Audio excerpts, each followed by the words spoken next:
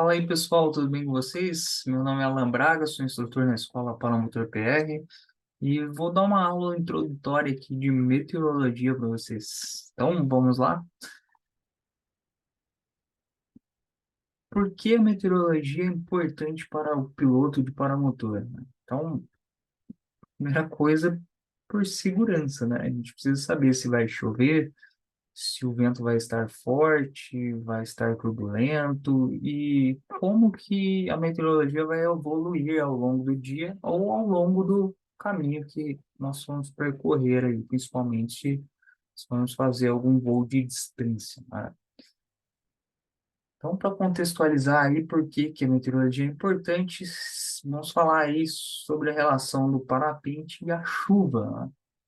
O parapente ele não é adequado para voar na chuva. A água ela acumula no tecido e vai prejudicar gravemente a aerodinâmica. O peso da água que se acumula no bordo de fuga, que entra pelas bocas e se acumula lá no bordo de fuga, pode gerar uma situação de stall, né? Levando a gente a uma queda. Então, caso você esteja voando e comece a chover, você já está errado, porque não previu a meteorologia, né? Mas se isso acontecer, vá para o pouso imediatamente.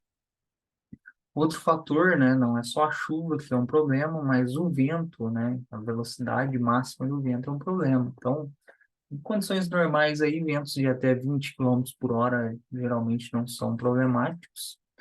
No entanto, acima disso e dada a região, começa a apresentar alguns desafios sérios aí. Podemos ter arrastos em pousos e decolagens e também fortes turbulências dependendo do local que a gente voa aí relacionada com o vento. Então lembre-se, né? Segurança deve ser prioridade máxima a praticar o nosso esporte aí.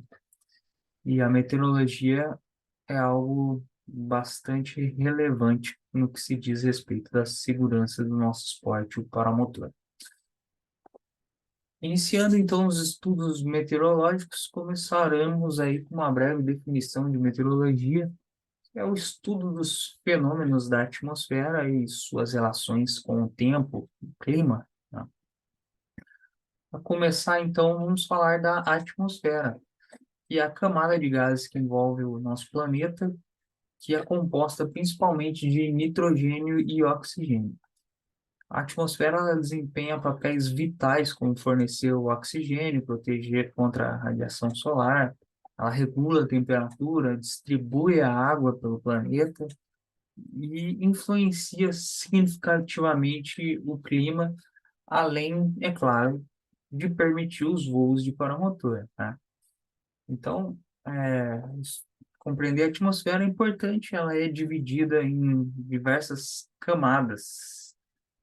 Temos aí a primeira camada, que é a troposfera, depois vem a estratosfera, mesosfera, termosfera, estratosfera, exosfera, enfim. A única camada que interessa para a gente aí na meteorologia é a primeira camada, que é a troposfera, né? Pois todos os fenômenos meteorológicos acontecem nessa primeira camada, os voos acontecem nessa primeira camada.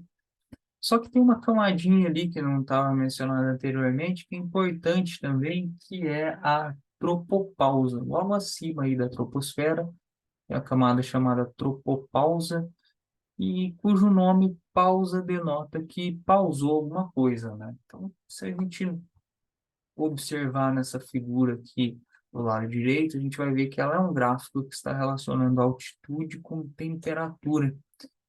E você pode perceber que à medida que você ganha altitude, a temperatura decai. Isso é chamado de gradiente térmico. Em média, a cada 100 metros que você sobe, a temperatura decai 1 grau, e assim vai até chegar lá na tropopausa. Quando entra na tropopausa, o gradiente térmico ele para de existir. E isso é importante, pois os fenômenos atmosféricos também param por aí. Então, isso delimita a altura máxima das nuvens, que não passam aí de 10, 12, algumas referências dizem até 18 quilômetros, mas enfim. Quando chega lá na tropopausa, pausa o gradiente térmico ele também é um motorzinho aí dos fenômenos atmosféricos, e isso acaba limitando todos os fenômenos à troposfera, ok? Bom, é, vamos falar um pouco sobre as massas de ar. Então, massas de ar são grandes volumes de ar com características uniformes de temperatura, umidade e pressão também, né? Únicas, né? Daquela massa. Então, essas massas, elas costumam herdar as características da região sobre a qual elas são formadas. Como, por exemplo, uma massa de ar polar é uma massa de ar fria, que é formada nos polos. Uma massa tropical é uma massa quente e úmida. Uma massa continental é uma massa seca. E uma massa marítima é uma massa úmida. Então, essas massas de ar, elas desempenham um papel importante na meteorologia, né? E a interação dessas massas de ar a gente vai ver que traz fenômenos importantes. Para que tenha interação dessas massas de ar, nós precisamos que essas massas de ar se movimentem. E quem que faz as massas de ar se movimentarem? Então, temos diversos motores que movimentam essas massas de ar. Eu diria que os motores primários são dois, né? O próprio movimento de rotação da Terra e a energia provida pelo Sol. Então, falando do Sol, à medida que o Sol aquece de maneira desigual as superfícies da Terra, isso gera diferenças de temperatura e de pressão que vão impulsionando os movimentos das massas de ar e criando correntes de ar horizontais e verticais com movimentos ascendentes e descendentes. Isso gera uma bagunça danada aí, né? Outro motor importante é o simples fato de que a Terra gira, né? E faz que, com isso, as massas de ar têm alguns movimentos específicos, tá? Isso é chamado de efeito Coriolis. Então, esse efeito ele influencia aí, por exemplo, os ventos alísios, como lá no Equador, os ventos tendem a, a soprar em direção ao Equador, influenciam o comportamento dos ciclones e anticiclones, então no hemisfério sul, fazendo com que os ciclones girem no sentido horário e no hemisfério norte anti-horário. Então, juntamente aí com a insolação, o efeito Coriolis são dois importantes motores de movimentação das massas de ar. Aqui está representado dois sistemas de pressão, né? Um sistema de baixa pressão e um sistema de alta pressão, que também chamados de ciclones e anticiclones. Podemos ver nessa figura aqui que os ciclones, eles são movimentos convergentes e ascendentes do ar, né? Isso faz com que se leve a umidade para cima e acabe gerando instabilidades atmosféricas. Já os anticiclones, eles são, o ar se espalha da alta pressão, né, um centro de alta pressão, e traz movimentos descendentes. Ok? Então, aqui está a foto de um satélite de um ciclone visto de cima, né? E os ciclones, eles estão relacionados com furacões, tornados e fenômenos atmosféricos devastadores. Aqui está um ciclone na América do Sul, aqui no Atlântico Sul, né? Infelizmente, os nossos ciclones eles são menos violentos que os que aparecem lá no Atlântico Norte, né? Nós não costumamos ter furacões no Brasil. Mesmo assim, esses ciclones que são formados ali no mar, perto da Argentina, e acabam influenciando o Brasil de alguma maneira, eles trazem, né, volta e meia aí, fenômenos como chuvas intensas que causam inundações, né, vendavais, etc. Então, os ciclones, eles também estão associados às frentes, que a gente vai ver daqui a pouco, né?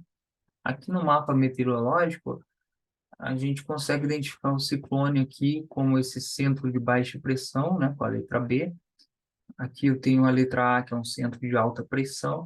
E você nota que eu tenho bastante nebulosidade aqui em volta da baixa pressão e praticamente nada lá em volta da alta pressão. Associado aqui ao ciclone também tem essas linhas, né, que são frentes, que a gente vai ver agora, tá? falando aí de sistemas frontais, o que que são? São superfícies que separam duas massas de ar de características diferentes. Características essas de temperatura, pressão e umidade. Então, a primeira frente a abordarmos aqui é a frente fria, que é quando uma massa de ar frio avança em direção a uma massa de ar quente. A massa, o frio, né, ele vem por baixo e vem levantando a massa de ar quente, e ao fazer isso, a massa de ar quente está carregada de umidade, essa umidade, por causa lá do gradiente térmico, inclusive, se resfria, né, e se condensa, formando nuvens e tempestades, etc. e tal, né? Então, frentes frias acontecem aqui no Brasil, geralmente em lá do sul, então passa o Rio Grande do Sul, Santa Catarina, Paraná, São Paulo, e elas vão até o Rio de Janeiro, mais ou menos, e depois elas fogem para o mar ou desaparecem. Não costuma ter frentes frias no Nordeste ou no Norte do país, né? A maioria das nossas frentes tem esse comportamento. E as frentes, elas trazem mau tempo, né? As frentes frias trazem mau tempo, tempestades, então são associados aí a fatores meteorológicos extremos. Aqui é uma representação de uma frente quente, quando a massa de ar quente avança sobre a massa de ar frio. É bem parecido, porém, dá para a gente ver pelo aspecto da figura que é uma coisa mais linear, né? Uma subida em rampa. Então, de igual forma, o ar quente está indo por cima, levando umidade, condensando e causando chuvas. Só que de uma maneira um pouquinho diferente, a frente quente ela é menos explosiva, porém mais duradoura também, né? Geralmente mais duradoura. Nessa representação aqui temos um exemplo de frente estacionária, que são quando duas massas de ar estão convivendo, mas parece que elas não saem muito do lugar, não. Elas ficam ali disputando e trazendo também instabilidades. E por último aqui, frentes oclusas, né, que envolve praticamente três massas, né? Tem uma massa de ar fria, uma massa de ar quente, uma massa de ar morna aqui, né? Mas também traz bastante instabilidade as frentes oclusas. E aqui vemos uma representação gráfica que geralmente encontramos lá nos mapas meteorológicos sobre as frentes. Então, pode ver essa simbologia de frente quente, frente fria, frente estacionária e frentes oclusas. Beleza? Então, nessa aula nós exploramos aí a dinâmica das massas de ar, como que elas influenciam a meteorologia numa escala global, e abordamos aí o tópico de frentes. No entanto, né, esses conceitos, eles sozinhos não são nem um pouco suficientes aí para a segurança dos nossos voos. Então, continue assistindo aí as próximas aulas para a gente aprender um pouquinho mais. Valeu, um abraço.